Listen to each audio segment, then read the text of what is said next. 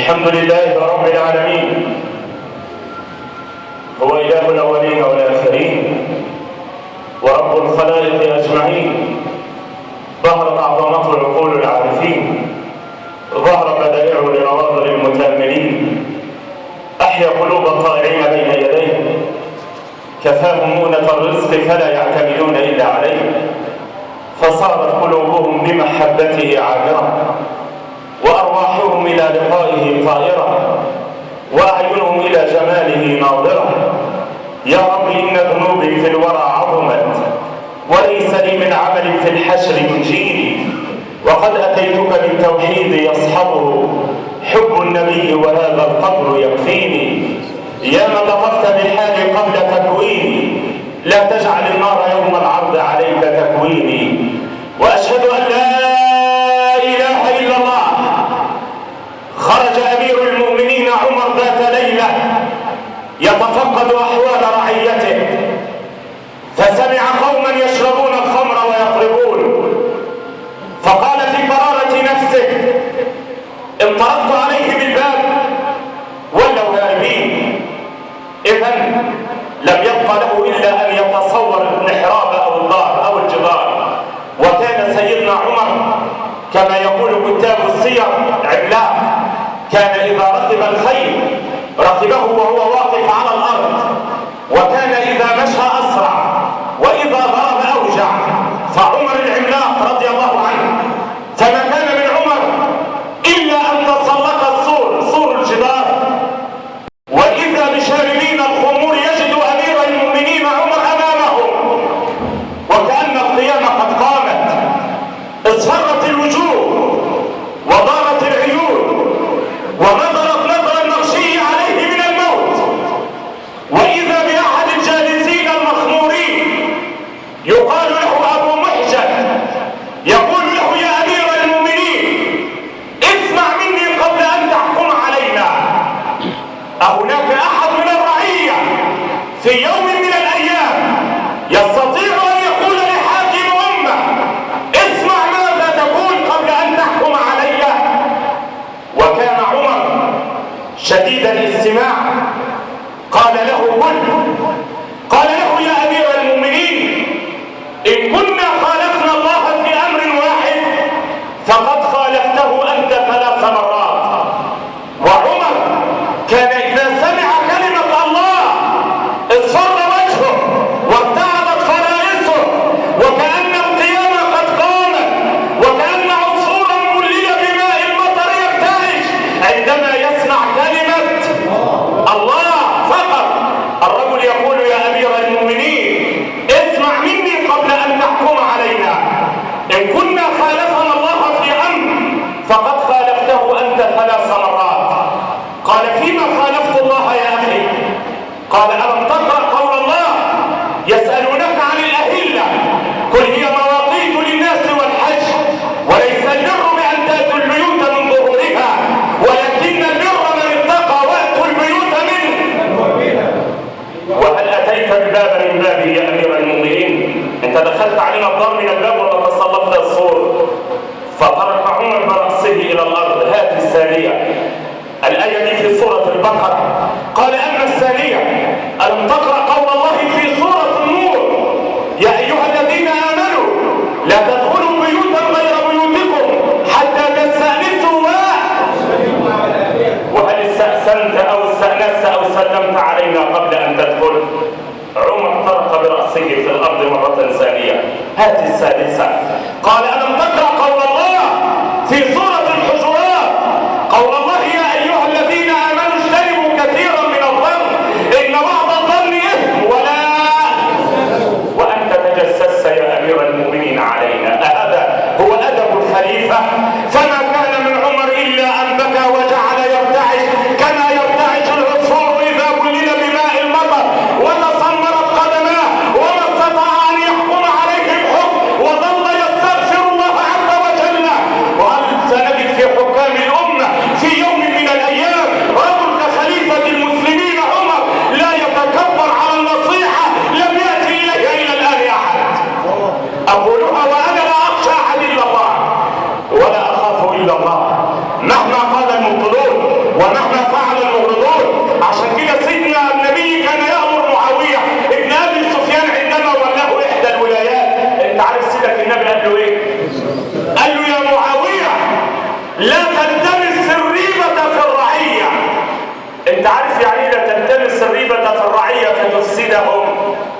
يمكن اكتركم ما يعرفوهاش. انت عارف النبي قصده يقول لمعاويه ايه؟ يقول له يا معاويه لا تتجسس على رعيتك فان التجسس يفسد اخلاق الرعيه.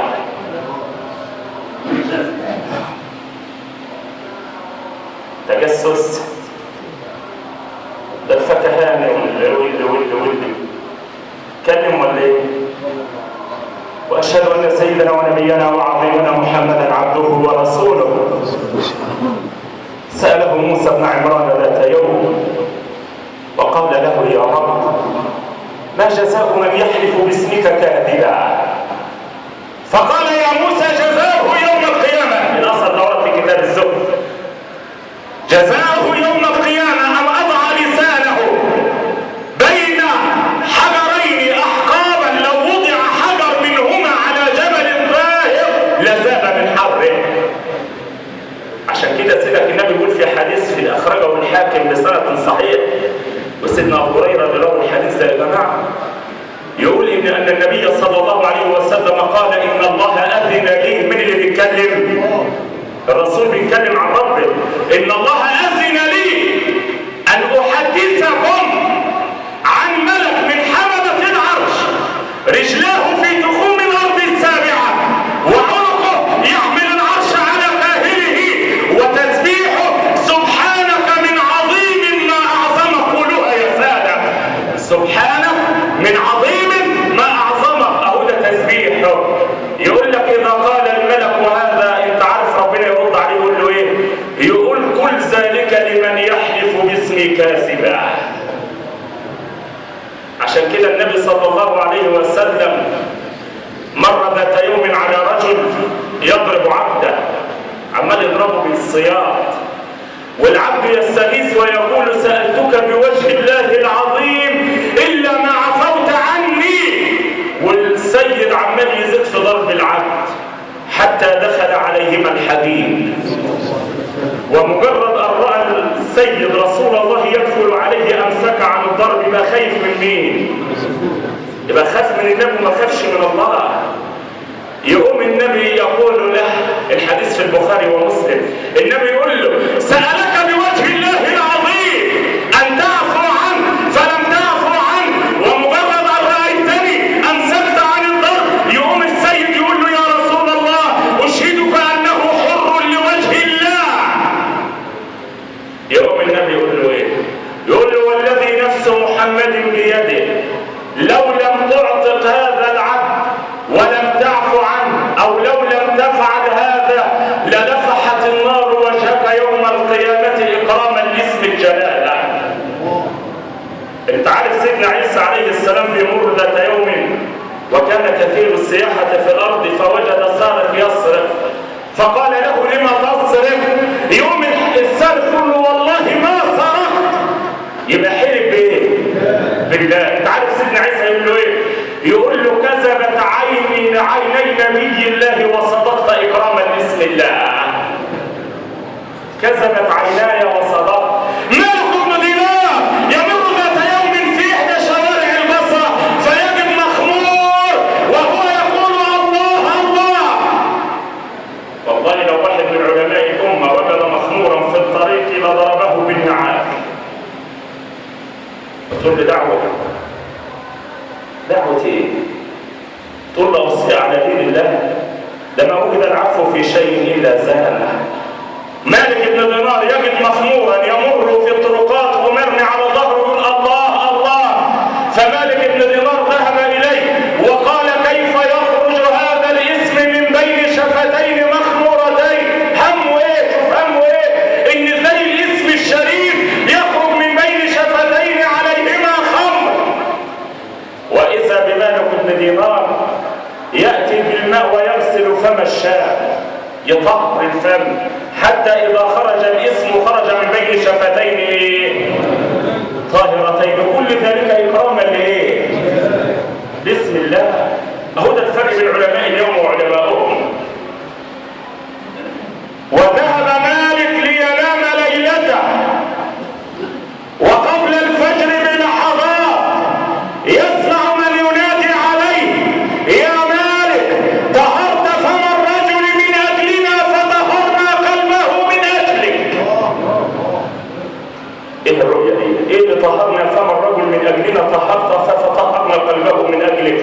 يقوم مالك على صلاة الفجر ليصلي الفجر فيجد شابا في المحراب يناجي ربه: ها أنا واقف ببابك لألوذ بجنابك فلا تطردني من رحالك، أقبلت توبتي فأهنيها أم رددتها علي فأعزيها. يقول مالك بعد أن أمسك: من أنت يا عبد الله؟ فيقول: يا مالك إن الذي هداني أخبرك بحالي. تعظيم الاسم. اللهم صل وسلم وبارك عليه وعلى آله وأصحابه الطيبين الطاهرين. يا أيها الذين آمنوا اتقوا الله حق تقاته ولا تموتن إلا وأنتم مسلمون. أما بعد، إلى أين الوجهة اليوم يا شيخ؟ إلى الآية 9 من سورة الجمعة، والتي يقول فيها مولانا: يا أيها الذين آمنوا إذا نودي للصلاة من يوم الجمعة فاسعوا إلى ذكر الله وذروا البيع ذلكم خير لكم إن كنتم تعلمون. طب ليه أنا اخترت اليوم واخترت الموضوع؟ كل جمعة والله يا سادة يأتي إلي بعض الناس الأفاضل ويشكو لي تخطي الرقاب وفلان فعل وفلان عمل. الكلام ده كان منذ شهرين أو 3، فقلت لهم إن طال العمر بي سأتكلم عن فضل يوم الجمعة وما يستحب فعله يوم الجمعة، وإن طال المقام سنتكلم عن فقه يوم الجمعة، حتى إذا ما أتينا إلى المسجد نخرج بثواب بعده ما بعده من ثواب. فأعيروني الأسماع والآذان لله. اعلموا عباد الله أن الله فضل بعض الأيام على بعض، وفضل بعض الشهور على بعض، وفضل بعض الرسل على بعض، فأفضل الأيام عند الله هو يوم الجمعة. أنت عارف أحد العلماء يقول لك إن يوم الجمعة أفضل عند الله من يوم الأضحى ويوم الفطر. في بعد العيدين حاجة بقى يقول لك يوم الجمعة أفضل عند الله من يوم الأضحى ويوم الفطر. ده بعض العلماء قال إن ليلة الجمعة تعدل ليلة القدر. ده رأش ليه؟ قال لأنها تقرر فتكرارها أكثر ثوابا. ولما لا يكون ليوم الجمعة فضل؟ يقول بعض العلماء: ما من يوم الجمعة وما من دابة في الأرض ولا طير ولا جبال ولا وحش ولا مطر ولا شجر إلا ويفزع يوم الجمعة ويقول: يا رب سلم سلم، مخافة أن تقوم القيامة في هذا اليوم.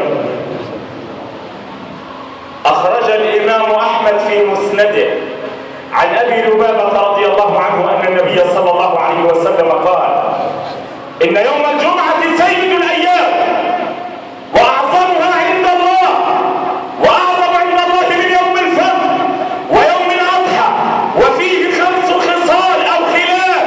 في يوم الجمعة ولد آدم، في يوم الجمعة أهبط آدم إلى الأرض، في يوم الجمعة توفي آدم، في يوم الجمعة ساعة لا يسأل المسلم ربه شيئا إلا أعطاه إياها ما لم يسأل حراما. في يوم الجمعة تقوم الساعة وما من ملك مقرب ولا طير ولا شجر إلا ويفزعن يوم الجمعة مخافة أن تقوم الساعة في هذا اليوم.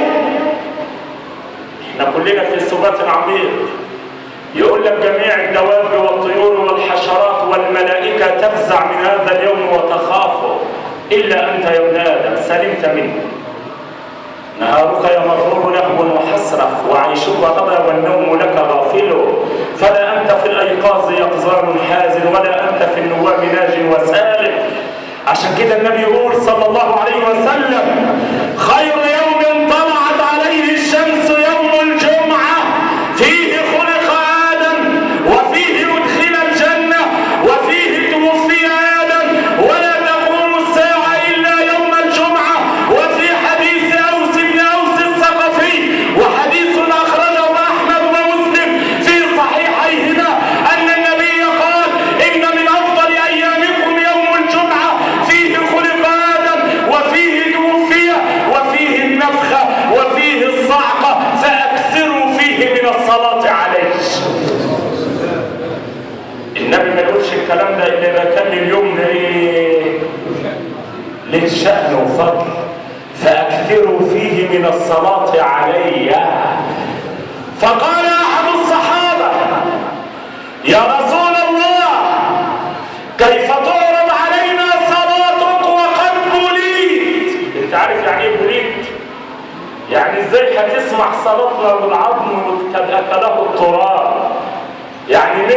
وبليت ورممت. النبي يقول له أما علمت أننا معاشر الأنبياء حرم الله الأرض أن تأكل أجسادنا؟ يا الأرض هتاكل نبي؟ ما تاكلش أنبياء. وفي رواية أخرى في البيهقي أن النبي قال أكثروا علي من الصلاة يوم الجمعة فما من مسلم يصلي علي إلا رد الله إلي روحي فأسلم عليه وأكتبها عندي في صحيفة بيضاء أن فلان ابن فلان صلى علي فأكون شفيعا له يوم القيامة. يا يوم الجمعة هكذا. ألم تستمع إلى قول رسول الله من غسل واغتسل؟ أنت عارف يعني غسل؟ يعني جامع زوجته ليلة الجمعة. هي سنة عن النبي. شوف الدين بتاعه حلو ازاي. من غسل واغتسل وبكر وابتكر، غسل جامع زوجته واغتسل من الجنابة وبكر وابتكر، يعني تعرف يعني بكر؟ يعني أتى إلى الجمعة مبكرا فاستمع إلى الخطبة من أولها ثم دنا وأنصت ولم يلغو. إيه جزاء يا رسول الله؟ النبي يقول كتب الله له بكل خطوة خطاها من بيته عبادة سنة قام ليلها وصام نهارها. احنا فين من الفضل يا جماعة؟ ده حديث آخر اسمع إليه. من توضأ في بيته فأحسن الوضوء ثم أتى الجمعة فدنا وأنصت ولم يلغو غفر له ما بين الجمعتين وزيادة 3 أيام. الوضوء النبي يقول لا يحافظ عليه إلا إيه؟ إلا كل مؤمن. ويقول ألا أدلكم على ما يمحو الله به الدرجات ويرفع به الدرجات ويمحو به الخطايا؟ قالوا بلى يا رسول الله. قال إسباغ الوضوء على المكاره وكثرة الخطى إلى المساجد وانتظار الصلاة بعد الصلاة فذلكم الرباط. لذلك لما عاد النبي من رحلة المعراج نادى على بلال بن رباح وقال يا بلال لقد سمعت دفا عليك في الجنة فبما سبقت محمد بن عبد الله. ده مين اللي سمع؟ النبي سمع بلال دفه يعني نعلان صوت نعله في الجنة. فالنبي استغرب فبيقول لبلال بما سبقت رسول الله الى الجنة يا بلال؟ انت عارف سيدنا بلال قال له ايه؟ وحي لها ولا هل سبقه بحج بجهاد بعمرة؟ ابدا. اسمع الى الاجابة ففي الاجابة العجب العجاب. قال يا رسول الله ما احدث الا توضأت فاذا توضأت صليت ركعتين لمن؟ فانا لا امشي الا على ايه؟ طهارة. عشان كده اذا نام العبد على طهارة نام في فراشه ملك. كلما تقلب العبد ليلا على احدى جنبيه رفع الملك يديه الى السماء وقال اللهم اغفر لعبدك فلان فانه بات الليلة طاهرا. انت عارف لما دخل النبي المقابر والحديث في احمد فلما توسط المقابر غوربت عيناه بالدموع. النبي بكى فقال الصحابة ما يبكيك يا رسول الله؟ تعرف النبي قال لهم ايه؟ قال لهم لقد اشتقت الى احبابي. فقال الصحابة اولسنا احبابك؟ قال بل انتم اصحابي وفي رواية اخواني. قالوا اذا فمن احبابك اذا؟ قال قوم يأتون بعدكم يؤمنون بي ولم يروني. قالوا أو تعرفهم يوم القيامة وأنت لم ترهم ولم يروك؟ فقال إن أمتي يحشرون يوم القيامة غرا محجلين. انت عارف يعني غر؟ يعني الجباه يعلوها النور ومحجلين الأقدام يعلوها النور. انتوا عارفين سبب النور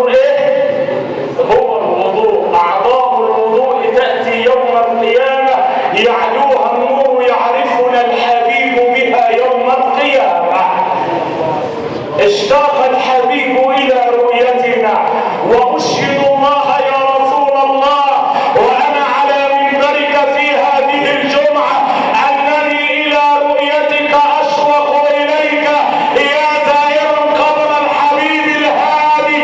أبلغ رسول الله شوق فؤادي، إني بحبك يا رسول الله متيم، وزيارتي إياك كل مرادي، ارزقنا زيارة الحبيب. عارف سيدنا عطاء بن يسار يقول لك سأل موسى ربه ذات يوم، يقول له يا رب من أهله الذين تظلهم بظلك يوم لا ظل إلا ظلك؟ أنت عارف ربنا قال له إيه؟ قال له أهلي هم البريئة أبدانهم، الطاهرة قلوبهم، المتحابون بجلالي، الذين إذا ذكرت في مجلس ذكروا بي، وإذا ذكروا ذكرت بذكرهم، الذين يسبغون الوضوء على المكاره وينيبون إلى الأذكار كما ينيب النسر إلى أوكاره، والذين يغضبون إذا استحلت محارمي كما يغضب النمر إذا حرم. ربنا يجعلنا منهم يا رب. فالشاهد الذين يسبغون الوضوء على المكاره. عشان كده النبي يقول من تطهر في بيته ثم أتى بيتا من بيوت الله لأداء فريضة من فرائض الله إلا كانت خطواته إحداها تحط خطيئة والأخرى ترفع درجة. فيوم الجمعة من أفضل أيام السنة. أنت عارف سيدنا عبد الله بن عباس يقول إيه؟ يقول ثلاثة يعصمهم الله من عذاب القبر. هنكون واحد من الثلاثة دول. أنت عارف مين هم؟ المؤذن والشهيد والمتوفي ليلة الجمعة أو يوم الجمعة. دول هيعصمهم ربنا من إيه؟ في حديث في الترمذي عن عبد الله بن عمرو بن العاص أن النبي قال من مات يوم الجمعة أو ليلة الجمعة أمن من فتنة القبر. وفي رواية زاد البيهقي وطبع عليه بطابع الشهداء. عشان كده سيدنا سعيد بن المسيب يقول لأن أشهد الجمعة أحب إلي من حجة تطوع. لو أنا أشهد الجمعة أحب إلي من حجة تطوع. ويقول كعب الأحبار لأن أشرب قدح من نار أحب إلي من أن أشرب قدحا من خمر، ولأن أشرب قدح من خمر أحب إلي من أن أتخلف عن الجمعة، ولأن أتخلف عن الجمعة أحب إلي من أن أتخطى رقاب عباد الله في يوم الجمعة. ده مش كده وبس، ده سئل ابن عباس ما تقول يا ابن عباس في رجل قام الليل كله وصام النهار كله إلا أنه لا يحضر الجمع والجماعات. انت عارف قال ايه؟ قال هو في النار. قام الليل وصام النهار ولكن ما بيحضرش الجمعة والجماعات، قال هو في النار. الإمام الأوزاعي يقول لا طاعة للوالد في ترك الجمعة والجماعات. يعني لو أبوك أمرك إنك تترك الجمعة لا طاعة لمخلوق في معصية الخالق. عشان كده ورد الترهيب في ترك الجمعة عندما قال النبي من ترك 3 جمع متواليات بغير عذر إيه هو؟ وفي رواية هنا طبع الله على قلبه، وفي رواية نبذ الإسلام من وراء ظهره، وفي رواية الطبراني عن أسامة بن زيد من ترك 3 جمع متواليات من غير عذر كتب من المنافقين، والمنافقون في الدرك الأسفل من النار. والذي قال هذا قال التائب حبيب الرحمن والتائب من الذنب كما لا ذنب له. ادعوا الله لكم وكونوا بالنجاة. الحمد لله رب العالمين والعاقبة للمتقين ولا عدوان إلا على الظالمين، وأشهد أن لا إله إلا الله ولي الصالحين واشهد ان سيدنا ونبينا وعظيمنا محمد رسول رب العالمين وعلى اله واصحابه الطيبين الطاهرين. اما بعد، عباد الله، جاء في الخبر ان العبد اذا اعتاد ان ياتي الى المسجد مبكرا يوم الجمعه فتاخر في هذا اليوم عن الاتيان في هذا المكان، وجاءت الملائكه فلم تره في هذا المكان او في المسجد، دعوا الله قائلين: اللهم ان كان ما اخره مرضا فاشفه، وان كان ما اخره فقرا فاغنه، وان كان ما اخره شغلا ففرق قلبه، وان كان ما اخره لهوا فطهر قلبه لذكرك يا ارحم الراحمين. وهي في ملائكه تيجي ما في حديث في البخاري يا جماعه: اذا كان يوم الجمعه بعث الله ملائكه على ابواب المسجد يكتبون اسم كل من دخل المسجد، فمر وبايديهم اقلام من ذهب وقراطيس من فضه يكتبون اسم من دخل المسجد، فمن راح في الساعه الاولى كانما قرب بدنه. يعني اللي بيجي الاول مش هنساويه زي اللي بيجي الاخر، اللي بيقعد في الاول وبيجي يتسابق يوم الجمعه مش هيتساوى بالاخر يا جماعه. من راح في الساعه الاولى كانما قرب بدنه، ومن راح في الساعه الثانيه كانما قرب بقره، ومن راح في الساعه الثالثه فكانما قرب كبشه، ومن راح في الساعه الرابعه فكانما قرب دجاجه، ومن راح في الساعه الخامسه فكانما قرب بيضه، حتى يصعد الامام على المنبر. فاذا صعد الامام طويت الصحف ورفعت الاقلام وجلست الملائكه تستمع الذكر. يعني الملائكه معنا كلنا الان تستمع الذكر، الان تستمع الذكر وخطبه الجمعه. ده كان النبي يخطب الجمعه ذات يوم، وبينما هو في خطبته إذ أقبلت تجارة لدحية الكلبي. دحية كان ملك من ملوك العرب الكبار اللي له صولات وجولات. لما كان الراجل ده يا جماعة يجي بتجارة من بلاد الشام، كان أهل المدينة كلهم يخرجوا وتدق الطبول، تضرب الطبول، وأهل المدينة كلهم يخرجوا في استقبال تلك التجارة. ملك. انتوا ما تعرفوش ان سيدنا جبريل كان بينزل على النبي في صورة هذا الرجل لجماله وبهائه كما جاء في السنن. فالنبي يخطب الجمعة ذات يوم، وفي أثناء الخطبة أقبلت تجارة لدحية من بلاد الشام وضربت لها الطبول. طب النبي يخطب، مش محمد العبد الفقير إلى الله. تخيل ان النبي واقف على المنبر دلوقتي والمسلمون كلهم قاعدين امامه، جت تجاره لدحية الكلبي. يقول لك: فخرج اكثر المسلمين من المسجد وتركوا من على المنبر. والله انا لما اقرا هذا الاثر الحديث اكاد اعجب. بس رواه احمد والطبراني والهيثمي ورواه ابو الشيخ في العظمه ورجاله ثقات. يقول لك: فلم يبقى في المسجد الا 14 من صحابه مين؟ الحبيب.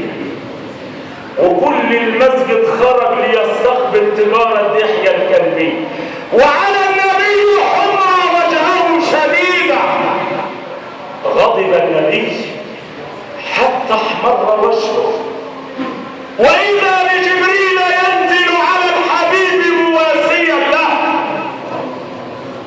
وأخذت النبي إغشاء وهو على منبره وقال له: إن جبريل أتاني الساعة وقال لي يا محمد ربك يكرمك السلام ويقول لك لا تحزن، وعزة الله وجلاله لو لم يبق في المسجد إلا 14 رجلا لأحرقت المدينة كلها. ونزل عليه بقوله: وإذا رأوا تجارة أو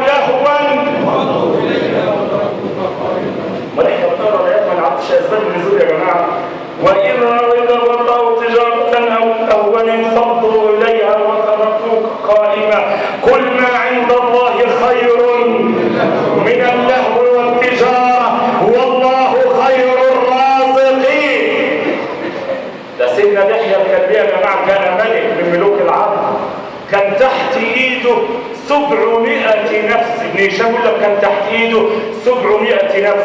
ويقول العلامة القسطلاني في المواهب اللدنية ان نبيكم كان يحب اسلام دحية، فكان دايما يدعو الله اللهم ارزق الاسلام دحية الكلبي. ليه؟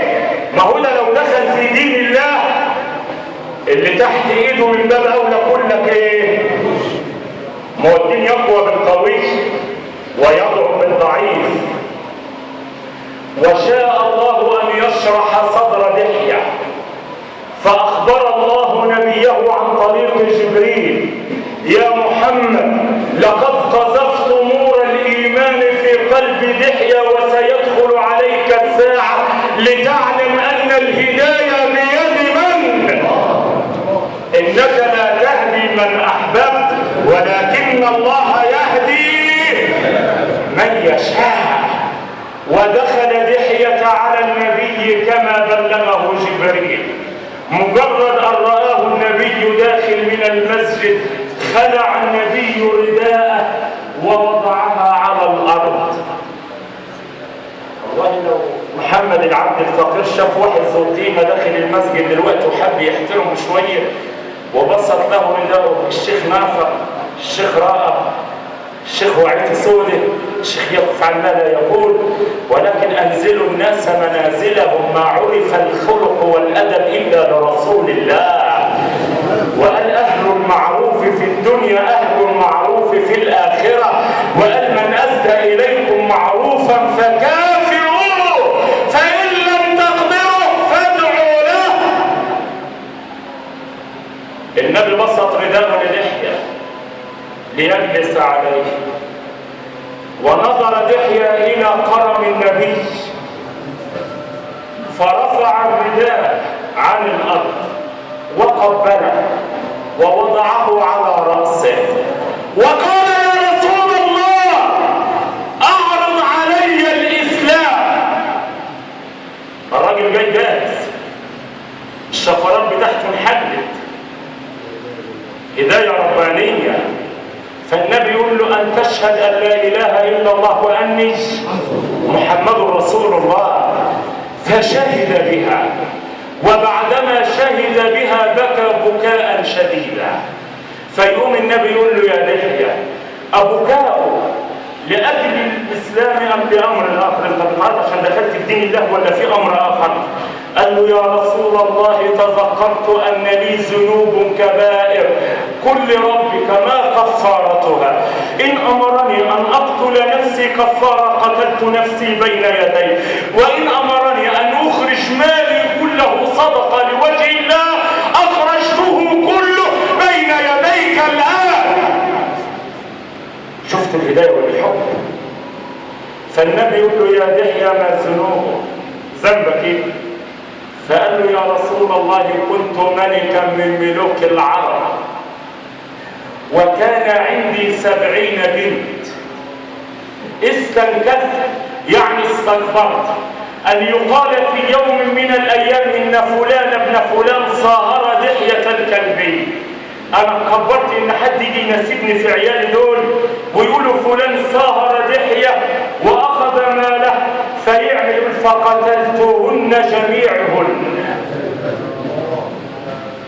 70 بنت استكبرت أن يقال في العرب إن فلانا صاهر دحية فقتلته. يقول لك: فتحير النبي في أمره، وإذا بجبريل يجوب الآفاق وينزل على الحبيب ويقول: يا محمد قل لدحية إنك لما قلت لا إله إلا الله غفر لك ما قطع. وإذا بأحد الصالحين لما يقرأ هذا الحديث يقول: إذا كان الله غفر لدحية ذنوب الكبائر كلها وأعواله بشهادة واحدة شهدها، فكيف لا يغفر لأمة محمد بشهادات كثيرة؟ عباد الله، أتدرون ما اسم يوم الجمعة يوم القيامة؟ النبي يقول في حديث أخرجه الحاكم عن أبي موسى الأشعري في المستدرك: يبعث الله الأيام يوم الجمعة على هيئتها، كل يوم على اسمه علشان تعرفوا يعني.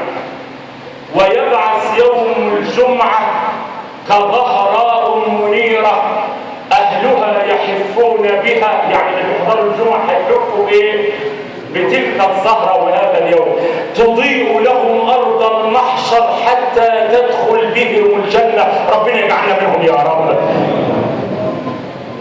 وينادي مناد ليلة الجمعة في الجنة. اليوم ده يسمى بيوم المزيد. يوم المزيد يرسل الله إلى كل واحد منا في الجنة ليلة الجمعة بطاقة من نور مكتوب فيها: من العزيز الغفور اشتاق ربك إلى رؤيتك فاشتقت إلى زيارته. يعني من اللي اشتاق يشوفك؟ اشتقت إليك فزرني. أو يوم الجمعة في الجنة اسمه يوم الزيارة، يوم المزيد. طب ايه اللي بيحصل فيه؟ انا اتاخرت عليكم يا جماعه، اسمعوني. توحيد الله اولا. اذا دخل اهل الجنه الجنه جعلنا الله واياكم منهم، نادى مناد من قبل الله: يا اهل الجنه احضروا ضيافه ابيكم ادم في جنه الخلد. اليوم السبت ده هتبقى زياره ابونا ادم في جنه الخلد. فإذا كان يوم الأحد ينادي مناد: يا أهل الجنة احضروا ضيافة نبي الله نوح في جنة النعيم.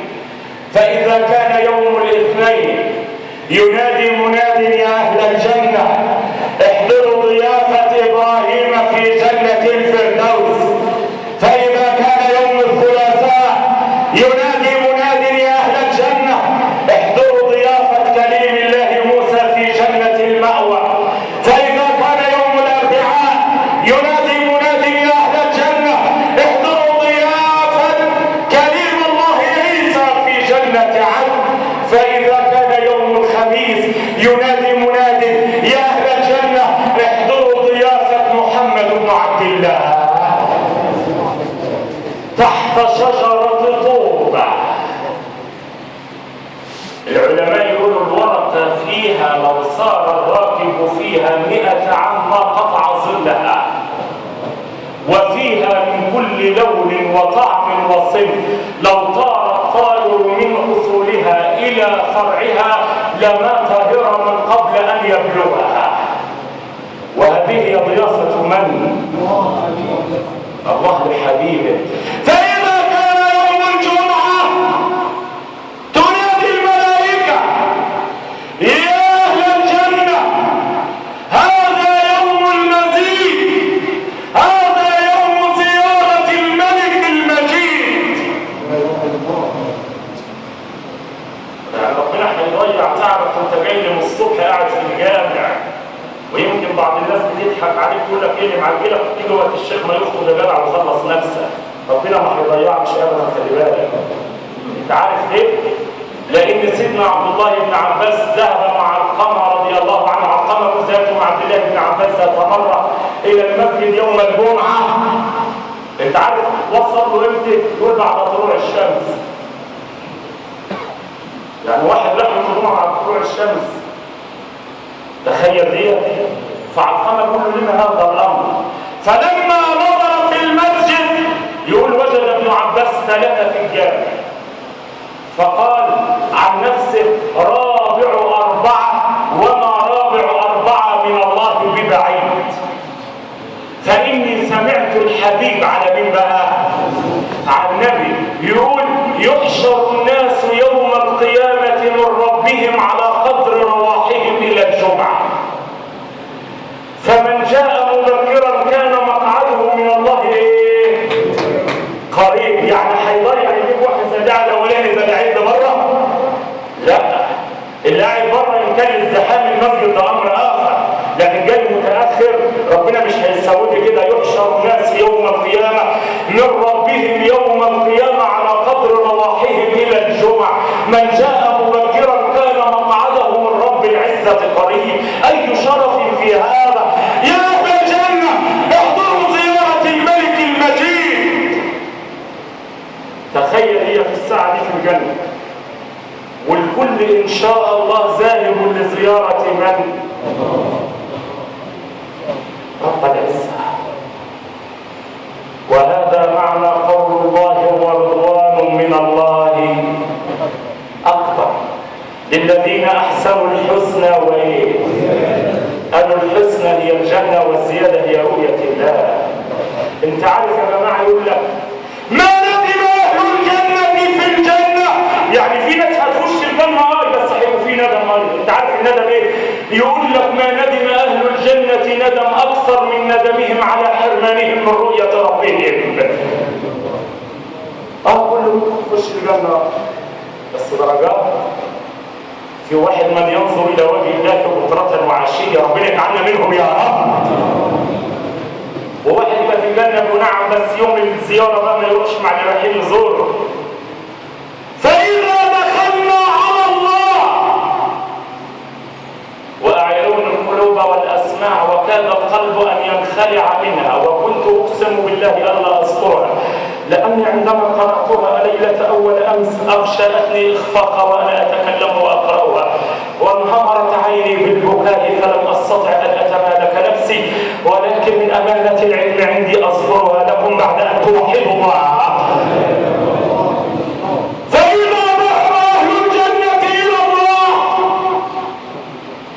نادى الله عليهم احشروا النساء في قبة فاطمة الزهراء، واحشروا النساء الرجال في قبة محمد بن عبد الله على تبل من كثيب أحمر، ثم يهل علينا مولانا ويقول مرحبا بأوليائي وأحبائي وعبادي، يا ملائكتي أضربوا عبادي. أضربوه.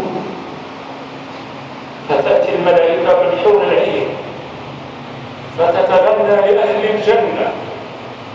حلب اللي فقدوا من الملذات في الدنيا لا يحرموا منها في الآخرة، فتتغنى لهم فيهيم أهل الجنة في الجنة، فإذا أفاقوا من هيامهم نادوا ربهم يا ربنا نريد أن نسمع كلامك.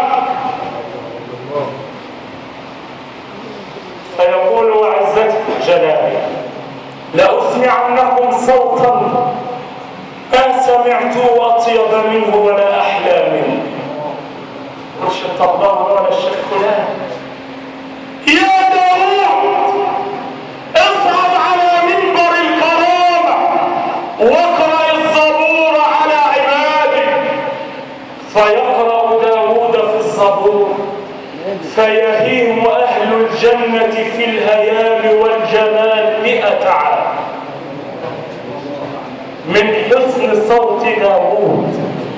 فإذا أفاقوا من هيامهم نادى الله عليهم هل سمعتم صوتا أطيب من صوت عبدي داوود؟ فيقولون لا يا ربنا. فيقول يا ملائكتي وعزتي وجلالي لو اسمعنكم صوتا أحلى من صوت داوود. يا محمد اقرأ عليهم سورة طه وياسين. فيبدأ الحبيب في قراءة طه وياسين فيهيم أهل الجنة من حسن صوت رسول الله حتى يتحرك الكرسي ويهتز العرش وتتمايل الجنان ويهيم أهل الجنة في الهيام 1000 عام من حسن صوت من؟ أتريد أن تحرم من هذا الشرف يا من شغلتك الدنيا عن فضل يوم الجمعة والذهاب إليه مبكرا؟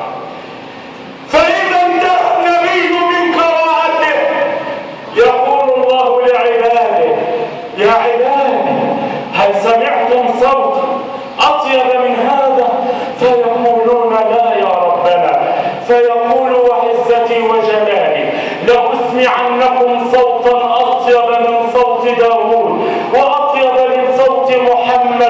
فيقرأ القرآن رب العزة بصوته، فيقرأ من سورة الرحمن وسورة الأنعام، فإذا بلغ وهو القاهر فوق عباده يريد أهل الجنة أن يسجدوا لربهم شكرا، فيقول يا أهل الجنة ليس هذا أوان السجود ولا الصلاة، هذا هو أوان التمتع إلى وجه نظر الكريم. فإذا أفاق أهل الجنة من عشاءتهم وهيامهم يقول لهم ربهم يا عبادي أتدرون من أنا ومن أنتم؟ يقولون أنت ربنا ونحن عبيدك يا رب. فيقول صدقتم، أنا السلام وأنتم المسلمون. يا أهل الجنة لقد رضيت عنكم فهل رضيتم عني؟ فيقول أهل الجنة رضينا يا الله، وكيف لا نرضى وقد أثقلت موازيننا ومتعت وجوهنا وأعيننا بالنظر إلى ذاتك. فيقول يا أهل الجنة وعزتي وجلالي ما خلقت الجنة إلا لكم أنتم. لساني أن يتوقف، إنه ليس بعد هذا الكلام من كلام، والإشارة لا توضحها العبارة. كنت أود أن أتكلم عن فقه يوم الجمعة وحكم صلاة يوم الجمعة وما يستحب فعله يوم الجمعة وعن تخطي الرقاب وحكمه، ولكن لا أجد كلاما بعد هذا الكلام. أسأل الله العلي القدير ألا يدع لهذا الجمع ذنبا إلا غفره، ولا مريضا إلا شفاه، ولا هما إلا فرجه. اللهم اغفر لنا الذنوب، استر علينا العيوب، أغث منا الباكي الندوب، فرج الهم عن المهمومين، اقض الدين عن المدينين، فرج الكرب عن المكروبين، انصر الإسلام والمسلمين. اللهم دمر أعداء الدين، اللهم دمر اليهود تدميرا، دمر اليهود ومن وراءهم، اللهم نكس أعلامهم، اللهم رمم نساءهم، يتم أطفالهم. اللهم إنا نسألك رضاك والجنة ونعوذ بك من سخطك والنار. اللهم متعنا بالنظر إلى وجهك الكريم، متعنا بالنظر إلى وجهك الكريم ومرافقة النبي عليه الصلاة والسلام والبعث في زمرة نبينا وتحت لواء حبيبنا، ولا تفتنا بعده ولا تحرمنا أجره. وتذكروا يا أيها الذين آمنوا إذا نودي بالصلاة من يوم الجمعة فاسعوا إلى ذكر الله وذروا البيع ذلكم خير لكم لو كنتم تعلمون. بالله عليكم الدنيا بنعيمها كلها تساوي موقف واحد من الموقف الذي ذكرته في آخر خطبتي حتى تنشغلوا عن يوم الجمعة ولا تأتوا مبكرين إلى هذا المسجد. أقول قولي هذا وأستغفر الله لي ولكم. قوموا إلى صلاتكم يرحمني ويرحمكم الله وأقم